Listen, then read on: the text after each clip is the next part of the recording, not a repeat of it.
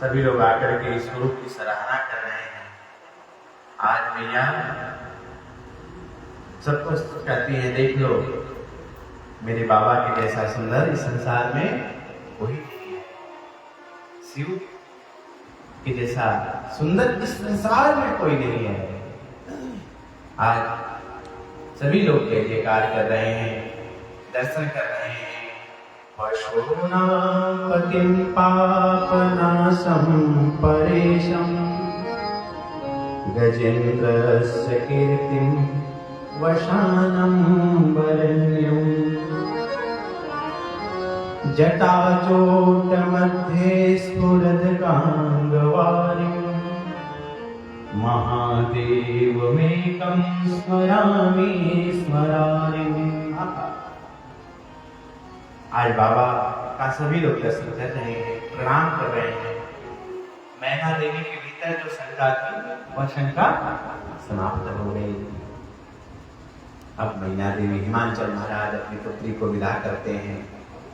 हिमांचल से बाबा कैलाश पर आते हैं, अपना गृहस्थ जीवन आरंभ करते हैं। समय बीतता है। महादेव को एक बड़ा सुंदर बालक, उस बालक का नाम कार्तिकेय बड़े होते हैं। जाकर के राक्षस जो तारकासुर था उसका वध करते हैं। महादेव कार्तिकेय महाराज को देवताओं का सेनापति नियुक्त कर देते हैं। उन्हें वृंदावन विहारी लाल की। अब हमारे सुखदेव जी महाराज कहते हैं कि राजन, ये मनु महाराज की 3 पुत्रियों की कथा हो गई। इनकी मालूम है ना? 3 पुत्रियां, आकृति, देवती और सरस्वती। ये कौन है? 3 पुत्रियां। मनु महाराज के 2 पुत्र भी हैं। कौन कौन? प्रियव्रत और उत्तानपा। ये 2 पुत्र हैं। प्रियव्रत का मतलब क्या होता है? प्रियव्रत सबके हृदय में विराजमान है। प्रियव्रत का मतलब जो व्यक्ति अपने जीवन में अच्छा प्रतिज्ञा कर ले, जो व्यक्ति अपने जीवन में अच्छा प्रतिज्ञा कर ले, वही प्रियव्रत। प्रिय का मतलब क्या होता है? अच्छा होता है। व्रत का मतलब प्रतिज्ञा। अच्छा प्रतिज्ञा करना ही प्रिय व्रत है। इसलिए हमेशा अपने जीवन में अच्छा प्रतिज्ञा करें। और उत्तानपाद का मतलब कहते हैं, उत्तानपाद का मतलब होता है अपने कर्म के द्वारा जिसका पैर समाज में ऊंचा है, जिसकी प्रतिष्ठा ऊंची है, उसे हम क्या कहते हैं? उत्तानपाद। राजा उत्तानपाद की पत्नी का नाम है सुनीति। क्या नाम है? सुनीति। शास्त्र कहता है क्या? न गृहं गृहमित्याहो गृहणी गृहमुच्यते। वास्तव में घर को घर नहीं कहते, घर को घर नहीं कहते, बल्कि गृहिणी को घर कहते हैं। कहते हैं कि नहीं? जिस घर में नारी का आदर होता है वहां देवता वास करते हैं, और जिस घर में नारी का आदर नहीं वहां देवता कभी वास नहीं करते। इसलिए प्रत्येक परिस्थिति में नारी का आदर करो, सम्मान करो, देवता आदर करेंगे। उत्तानपाद राजा अपनी पत्नी का बहुत सम्मान करते थे, बहुत आदर करते थे। उत्तानपाद राजा एक बार सुदूर प्रांत में भ्रमण करने गए। वहां के राजा की पुत्री को देखा, वहां के राजा की पुत्री को देखा जिसका नाम सुरुचि है। क्या नाम है? सुरुचि के प्रति राजा आकर्षण हो गए और सुरुचि से गंधर्व विवाह कर लिया। और विवाह करने के बाद उस स्त्री को अपने साथ घर लेकर के आए। राजा उत्तानपाद जब घर से ऋषि को लेकर आए, उसने घर में प्रवेश करते ही पूछा, महाराज ये दूसरी स्त्री कौन है? कौन है? राजा बोले, ये मेरी बड़ी पत्नी सुनीति है। कौन है? सुनीति है।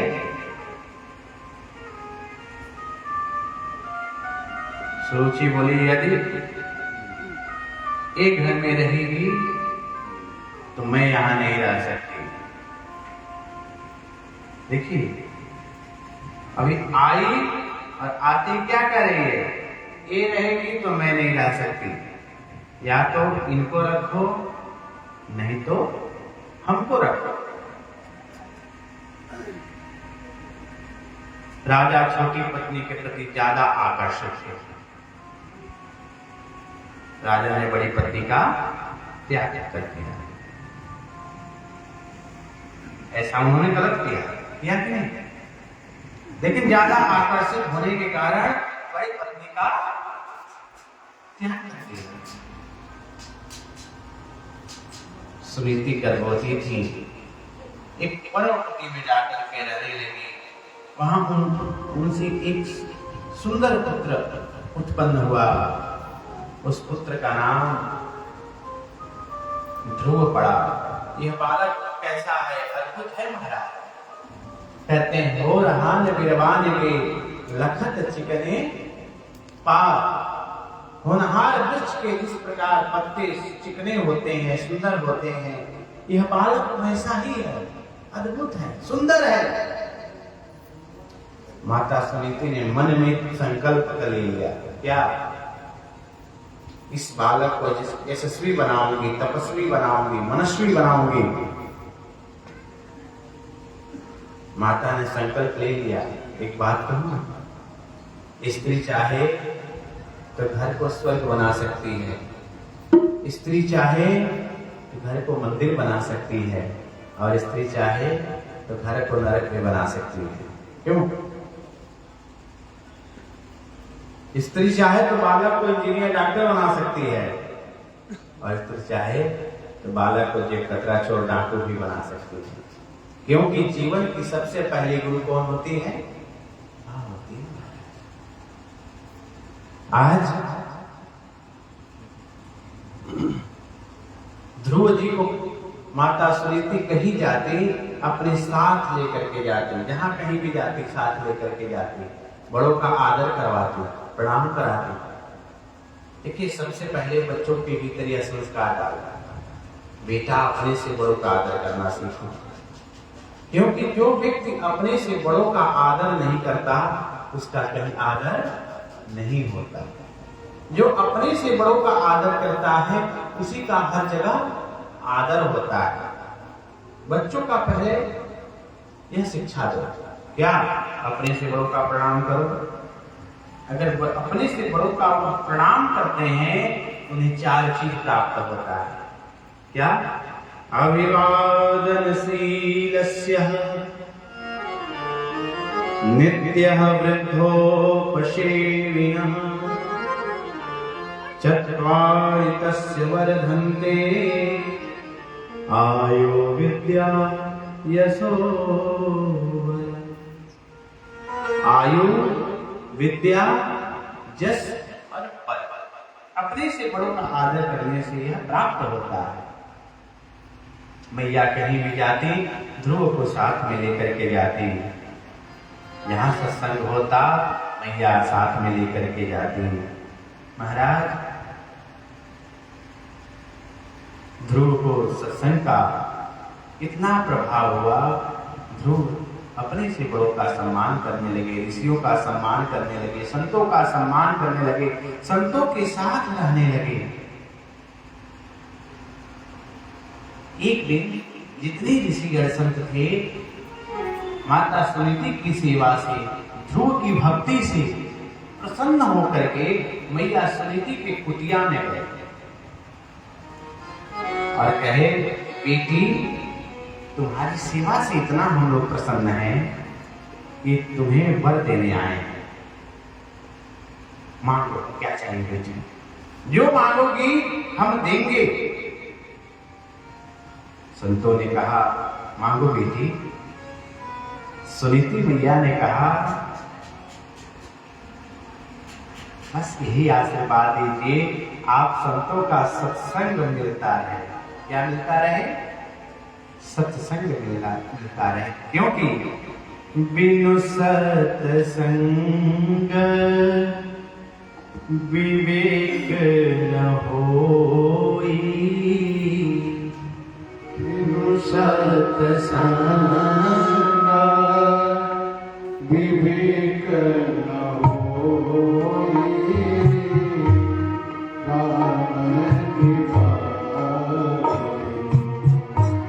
सुलभ न सोई, नाम निभाए,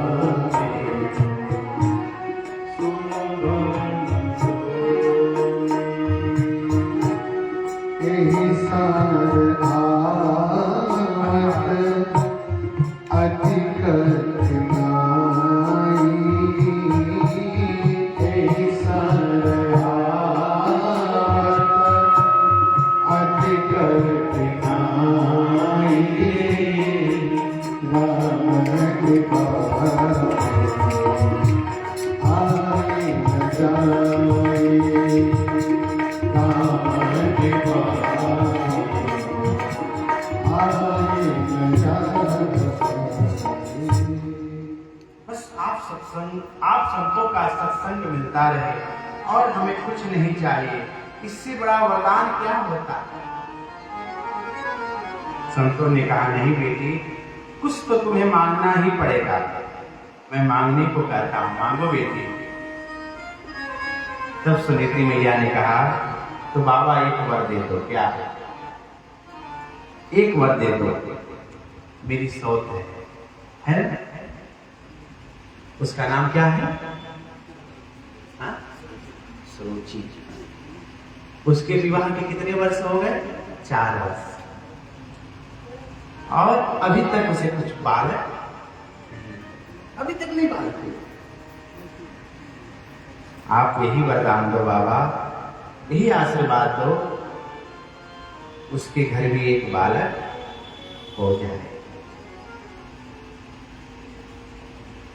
संतों के आंखों से अश्रुधारा बह गया। प्यारे, कहे, बा बेटी, जिस नारी के वजह से तुम्हें घर छोड़ना पड़ा, देखिए, जिस नारी के घर से वजह से तुम्हें घर छोड़ना पड़ा, उस नारी के लिए आज तुम क्या कर रही हो? पुत्र की याचना कर रही हो। धन्य हो देवी। एक बात बताऊं, तुम्हारी जैसी पवित्र नारी जिस कुल में हो ना, उस घर में कोई बंधा रह ही नहीं सकता। तुम्हारी जैसी साध्वी जिस कुल में हो, वह कुल पवित्र हो जाता है। उसको भी एक पुत्र होगा, लेकिन तुम अपने पुत्र के लिए कुछ मांगो।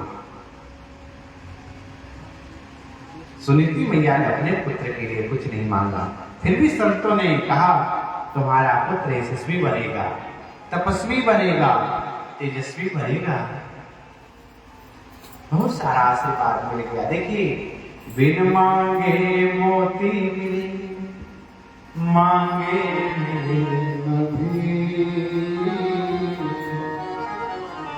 महाराज, बिना मांगे बहुत कुछ मिल जाता है, मांगने पर भीख भी नहीं मिलता है। मैया सुनीति ने कुछ नहीं मांगा, संतों ने बहुत कुछ दे दिया। आज धीरे धीरे समय बीतता है महाराज। एकदा सुरुचि पुत्र मकवारोप्य लालयन्, उत्तमं नारुरुक्षन्तं ध्रुवं राजाभ्यनन्दतः। इधर समय बीत रहा है, 2-5 वर्ष के हैं। एक दिन राजा अपनी पत्नी सुरुचि के साथ बैठे हुए हैं, सुरुचि अपने पुत्र को गोद में लेकर के बैठी हुई है। सुरुचि के पुत्र का नाम है क्या? उत्तम। जो सौत है उसके पुत्र का नाम क्या है? उत्तम। अब एक बात जान लीजिए, उत्तानपाद कहते किसे हैं? उत्तानपाद किसे कहते हैं? जीव को। मैं भी उत्तानपाद हूं, आप भी उत्तानपाद हैं। प्रत्येक उत्तानपाद की दो पत्नियां होती हैं। बड़ी पत्नी का नाम सुनीति होता है और छोटी पत्नी का नाम सुरुचि होता है। सुनीति का मतलब क्या होता है मालूम है? सुनीति का मतलब सुष्ठु नीतिस्य सह सुनीति, जो हमेशा शास्त्र की नीति पर चले उसे हम क्या कहते हैं? सुनीति। और सुरुचि का स्वस्य रुचि यस्य सह सुरुचि, अर्थात मन में जो आया वो कर लिया, मन जो मांगे वही करने की इच्छा है, वह है सुरुचि। जहां सुनीति होगी वहां ध्रुव जैसे पुत्र का प्रादुर्भाव होगा। महाराज ध्रुव महाराज पिता के गोद में चढ़ने के लिए गए। पिताजी पिताजी कह करके जैसे गोद में चढ़ने को तैयार हुए, ध्रुव जी पास पहुंचने वाले थे। छोटी माता जो सुरुचि है उसने ध्रुव को डांट दिया और जैसे डांटा कहा तुम नीचे रहो, मंच पे चढ़ने के तुम अधिकारी नहीं हो।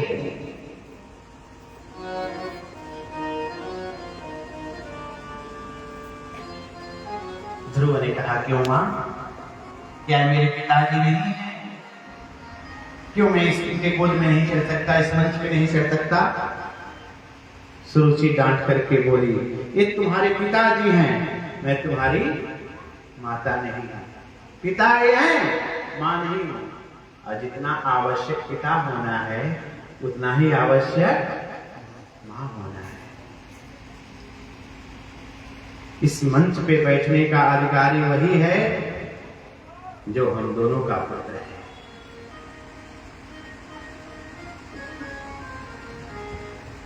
एक बात जान लो ध्रुव, बालो से बलम न आत्मस्य स्त्री गर्भ संभृतम नोनम वेद भवांजस्य दुर्लभे अर्थ मनोरथा। तुम दूसरे स्त्री के गर्भ से जन्म लिए हो, इस मंच पे बैठने के अधिकारी तुम नहीं हो। अगर तुम्हें इस गद्दी पे बैठना है, इस मंच पे आना है, तो जाओ जंगल में तपस्या करो, भगवान को प्रकट करो, और जब भगवान प्रकट हो जाएं तो उनसे वरदान मांगना क्या कि प्रभु यही वर दीजिए कि मैं माता सुरुचि के गर्भ से जन्म लूं। ये बताइए हम पूजा पाठ क्यों करते हैं, यज्ञ अनुष्ठान क्यों करते हैं? इस संसार से आवागमन का चक्कर समाप्त हो जाए इसीलिए करते हैं। और यह जो स्त्री है अपने गर्भ को मंदिर बता रही है।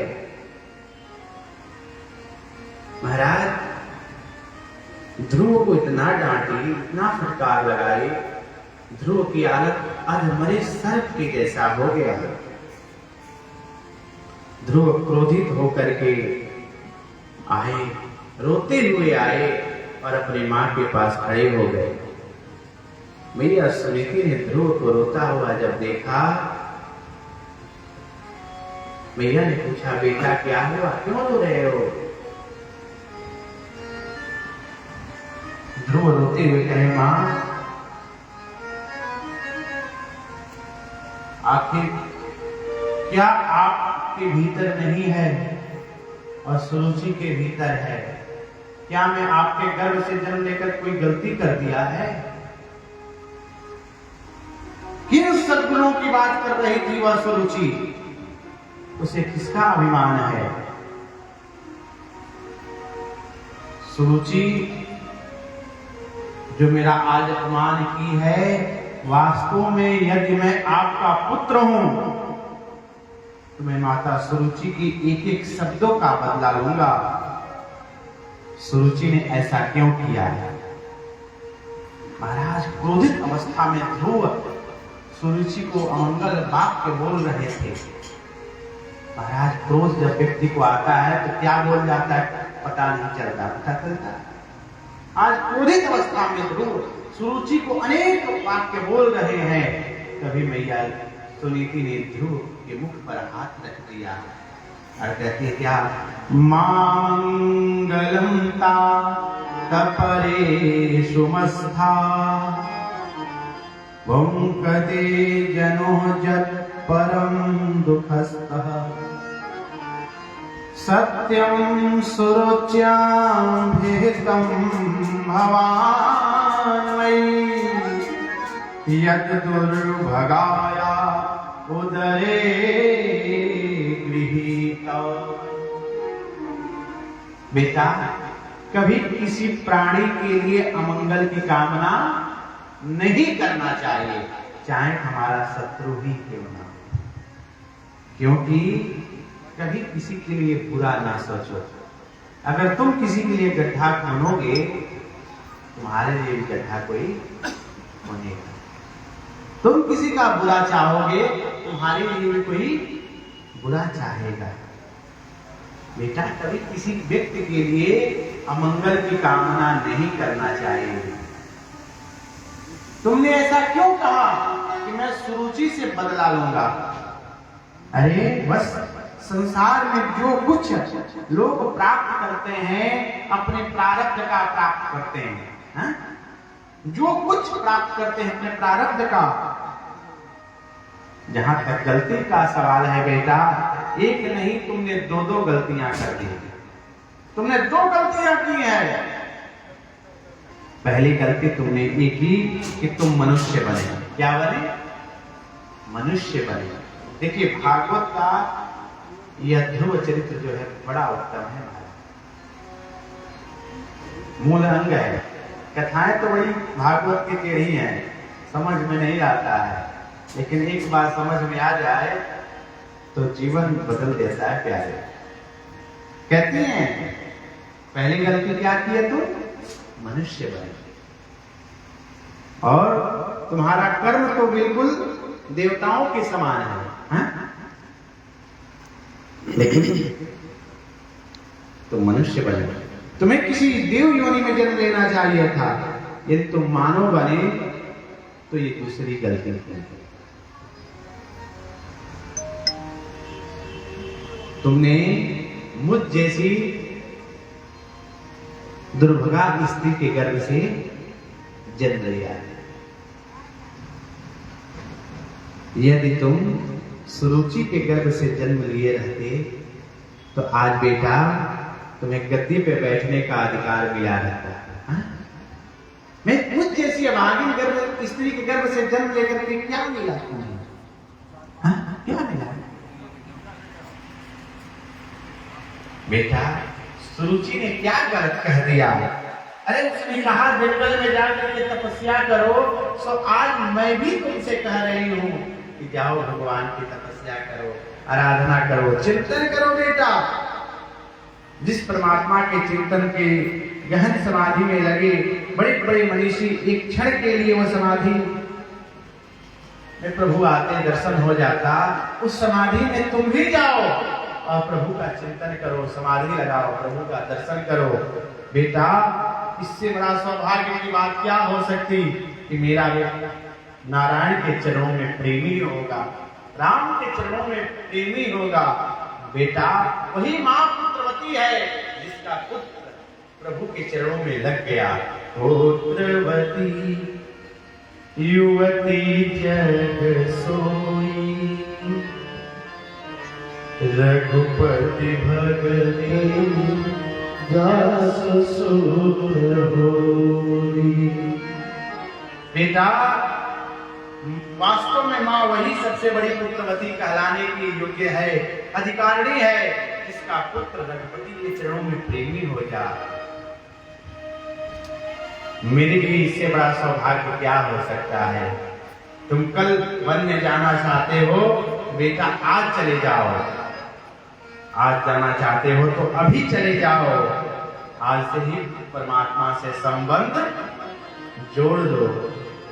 प्रभु के लिए मैं तुम्हें कभी नहीं मना करूंगी। प्रभु हर जगह है बेटा, जाओ। ध्रुव ने पूछा, माँ तुम भी मुझे जाने को कह रही हो तो ये बता दो भगवान रहते कहाँ हैं, कहाँ रहते हैं। मैया ने क्या कहा, हरि व्यापक सरल वक्र समाना, हरि व्यापक सरल वक्र समाना, श्रीमद् प्रकट होई मैं जाना, श्रीमद् प्रकट होई मैं जाना। हरि व्यापक सरल वक्र समाना, हरि व्यापक सरल वक्र समाना, श्रीमद् प्रकट होई मैं जाना, श्रीमद् प्रकट होई मैं जाना। हरि व्यापक सरल वक्र समाना, केवल प्रकट होई मैं जाना, श्रीमद् प्रकट होई मैं जाना। कहते हैं परमात्मा तो हर जगह है, सर्वत्र है, सबके भीतर है। चाहे मनुष्य हो, चाहे जानवर हो, चाहे कोई जीव हो, चाहे जंतु हो, चाहे वृक्ष हो, परमात्मा सबके भीतर है। ईश्वर अंश जीव अविनाशी, परमात्मा सबके भीतर है। बस वह सामर्थ्य हमें चाहिए कि परमात्मा को हम देख लें, दर्शन कर लें। वह सामर्थ्य हमारे भीतर नहीं है, वह भक्ति नहीं है। जिस दिन वह भक्ति, वह प्रेम, वह सामर्थ्य आ जाएगा, परमात्मा उसी दिन हमें प्राप्त हो जाएंगे। माता सुनीति ने इतना सुंदर उपदेश दिया, इतना सुंदर कि ध्रुव के मन में वैराग्य जगा। ध्रुव चल दिए परमात्मा की खोज में। नारद जी मिले, नारद जी ने परीक्षा लिया और नारद जी के परीक्षा में ध्रुव पास है। नारद जी ने ध्रुव को गुरु मंत्र दे दिया है।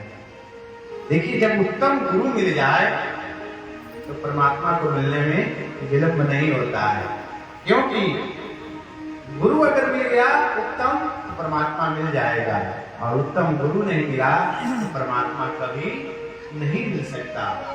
नारद जी मिले ध्रुव को, कानों में मंत्र दे दिया, ओम नमो भगवते वासुदेवाय।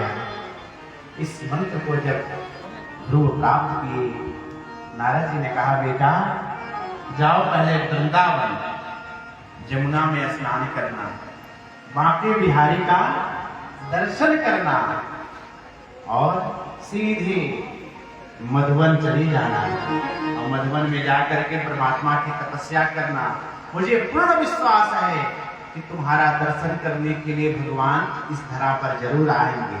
देखिए क्या कहते हैं, तुम्हारा दर्शन करने के लिए उस भगवान को इस धरा पर आना पड़ेगा, जाओ।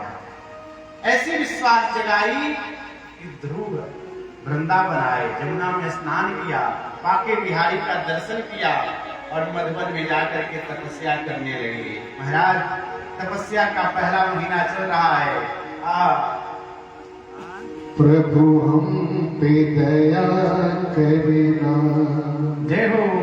प्रभु हम पे दया करना, प्रभु हम पे दया करना, प्रभु हम पे दया करना।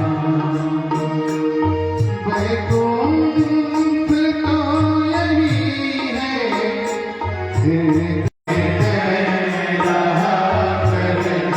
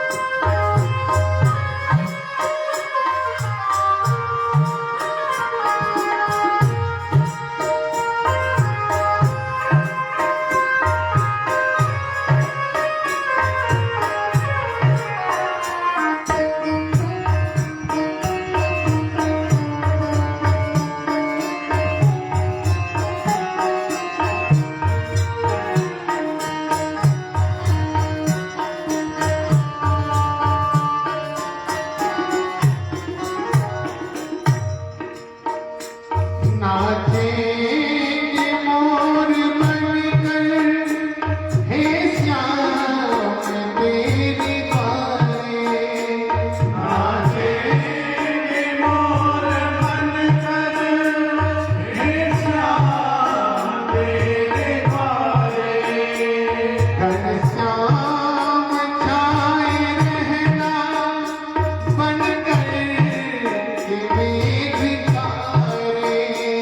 घनश्याम छाए रहना बनकर के मेघ तारे। बनकर के मेघ तारे।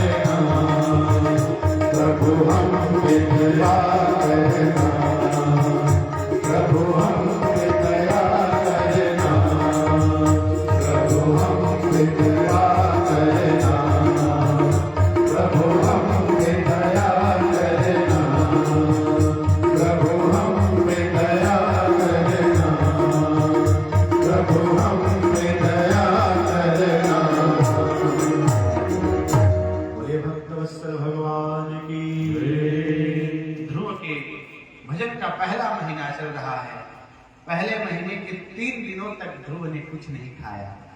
तीसरे दिन शाम को उठे, फल तोड़ करके खा लिया और उसी फल पर महीने निकाल दिए। महीना पूरा हुआ, दूसरा महीना आरंभ हुआ। दूसरे महीने के 6 दिनों तक कुछ नहीं खाए। छठे दिन उठे, पत्ते तोड़ लिया, पत्ते खा लिए। उस पत्ते पे दूसरा महीना निकाल दिया। तीसरा महीना आरंभ भया। तीसरे महीने के 9 दिनों तक कुछ नहीं खाया। 9वें दिन शाम को उठे, जल पी लिया, उस जल पे तीसरा महीना निकाल दिया। चौथा महीना आरंभ भया। चौथे महीने के 12 दिनों तक कुछ नहीं खाए। 12वें दिन शाम को उठे, वायु पी करके चौथा महीना भी निकाल दिया। 5वां महीना आरंभ हो गया तपस्या का। अब 5वां महीना तपस्या का आरंभ भया। खड़े हो गए और जब खड़े भये, महाराज ओम नमो भगवते वासुदेवाय का जाप कर रहे हैं। आंख बंद करके धीरे धीरे अपने प्राणों को निकाल करके ब्रह्मरंध्र में ले जाकर के छिपा दिया और अपने श्वासों को रोक लिया। ध्रुव ने 5वें महीने की तपस्या से अपने श्वासों को रोक लिया और जैसे श्वासों को रोका महाराज, परमात्मा की दिव्य छवि इनके हृदय में आकर के बस गई। दिव्य छवि आकर बसी। उसी दिव्य छवि पे ध्रुव एक पैर पे खड़े होकर के भगवान के द्वादशाक्षर नाम का जप कर रहे हैं। इधर श्वासों को रोक लिया। महाराज जितने जीव जंतु हैं अब कोई श्वास नहीं ले पा रहा।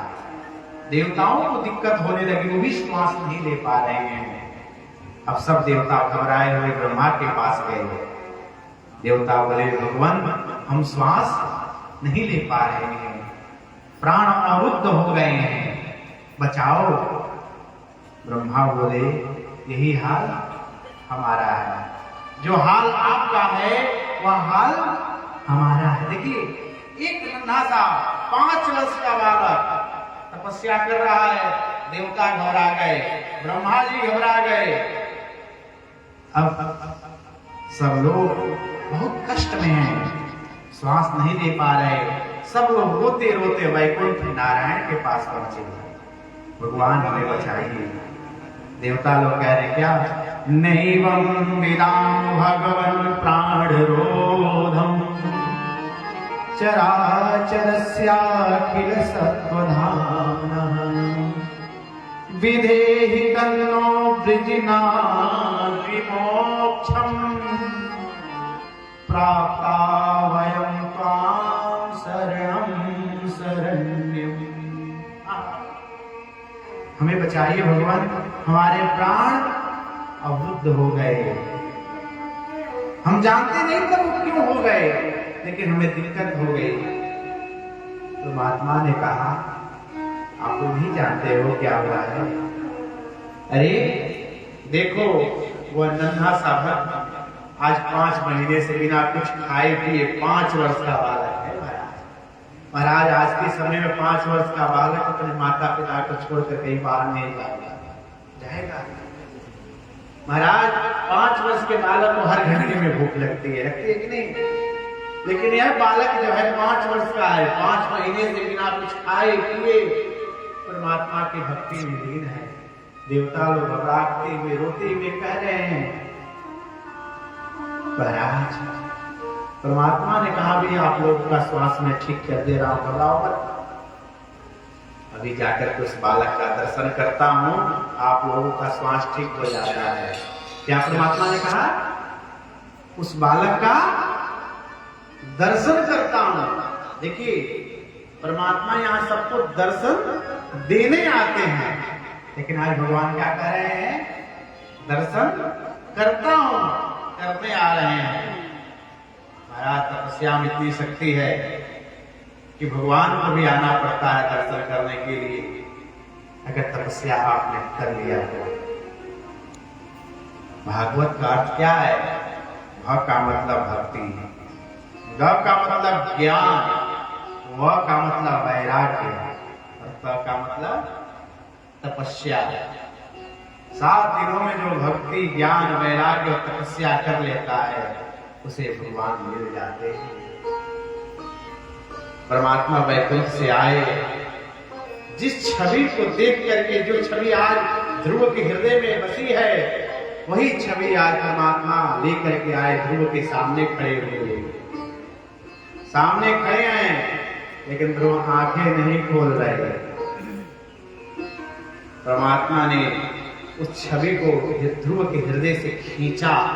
जब बाहर ध्रुव घबरा करके आंखें खोले, और जब आंखें खोले वही छवि सामने पा रहे हैं। आज भक्त और भगवान एक दूसरे को देख रहे हैं। परमात्मा ने कहा कुछ बोलो, कुछ कहो। परमात्मा ने कहा कुछ मांगो। ध्रुव कहे क्या मांगो, क्या कहूं? मुझे कुछ कहना ही नहीं आता, मुझे कुछ बोलना नहीं आता, क्या मांगो, क्या कहूं? तब परमात्मा ने अपना शंख ध्रुव के ज्वाल से स्पर्श कराया। ध्रुव को बोलने की हिम्मत जगी, क्षमता आई। ध्रुव हाथ जोड़े बोलते हैं क्या? मूकं करोति वाचालं पंगुलं गयति गिरि जत कृपा तमहं वंदे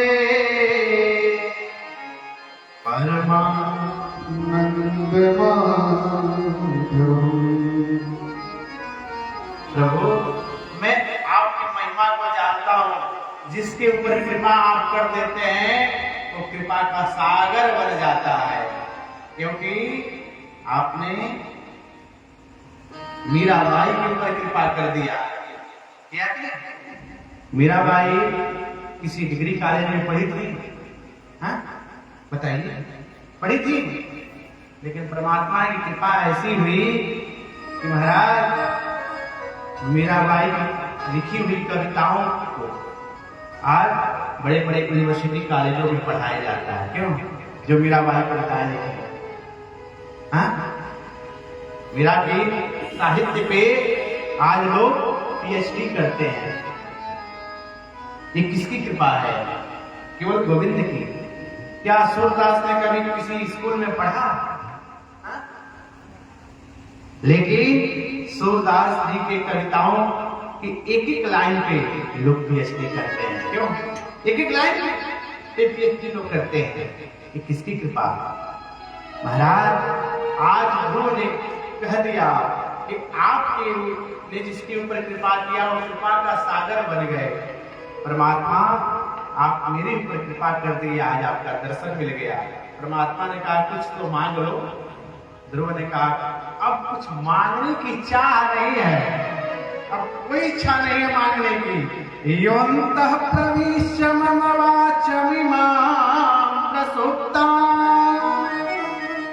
संजीव रत्न किल शक्तिधर स्वधाम्ना